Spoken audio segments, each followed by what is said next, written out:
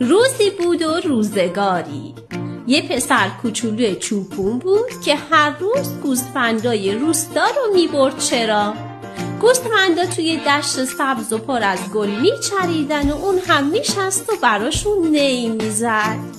یه روز از بس حوصله‌اش سر رفته بود، با خودش گفت ای کاش یکم شیطونی کنم، ببینم مردم چی کار میکنن. بلند داد زد گرگ اومده، کمک کنید.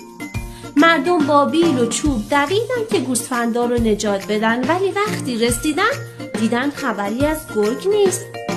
پسرک زد زیر خنده، هه گولتون زدم. مردم اخم کردن و برگشتن سر کارشون. چند روز بعد دوباره صدا زد، گرگ اومده.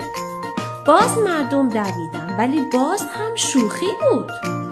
این بار همه عصبانی شدن، تا اینکه یک روز واقعا یک گرگ گرسنه از جنگل اومد بیرون. پسرک ترسید و داد زد، گرگ اومده، کمک کنید. اما هیچ کس باور نکرد و گرگ گوسفندا رو برد.